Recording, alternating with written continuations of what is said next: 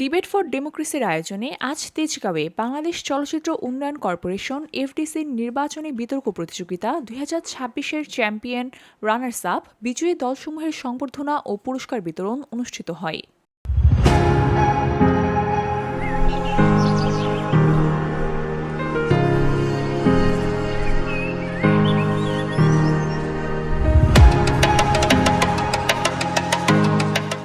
উক্ত অনুষ্ঠানে প্রধান অতিথির বক্তব্যে প্রধানমন্ত্রীর উপদেষ্টা নজরুল ইসলাম খান বলেন, অতীতের যে কোনো নির্বাচনের চেয়ে ১২ই ফেব্রুয়ারি নির্বাচন ছিল অনেক বেশি গুরুত্বপূর্ণ।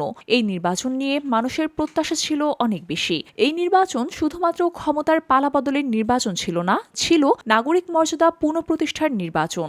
এবারের নির্বাচনে মানুষ ব্যালট বিপ্লবের মাধ্যমে ভোট দিয়ে বিএনপিকে রাষ্ট্র পরিচালনার দায়িত্ব দিয়েছেন।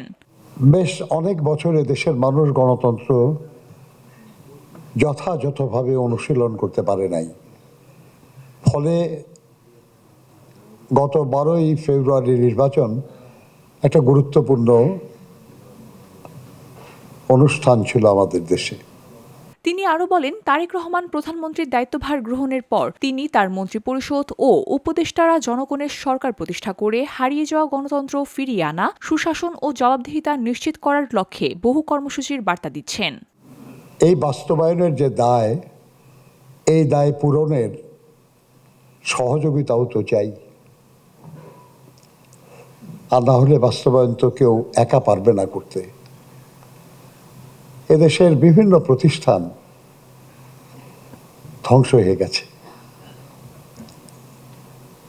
যতখানি ভেবেছি আমরা তার চেয়েও বেশি। দলীয়করণ, আত্মীয়করণ, দুর্নীতি, অনাচার, অযোগ্য মানুষদেরকে দায়িত্বে দেওয়া, এই সব কিছু মিলিয়েই এই সর্বনাশটা হয়েছে।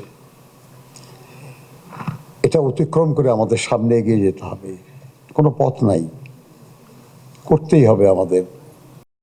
আজকের এই সংবর্ধনা অনুষ্ঠান আয়োজনের মধ্য দিয়ে দেশনেত্রী মরহুমা বেগম খালেদা জিয়ার স্মরণে জাতীয় ভিত্তিক আয়োজিত স্কুল পর্যায়ের শিক্ষার্থীদের জন্য জাতীয় টেলিভিশন বিতর্ক প্রতিযোগিতায় বিজয়ী দলের জন্য গোল্ড কাপ ঘোষণা করেছিলেন এবং দেশের গণতন্ত্র চর্চা জোরদার করতে শিক্ষা ব্যবস্থায় বিতর্ককে পাঠ্যক্রমের অংশ করা যেতে পারে বলেও জানান তিনি। যে তাদের এই ভিওডি বাংলা নিউজ ডেস্ক এবং তাদের এই সংবর্ধনা অনুষ্ঠানে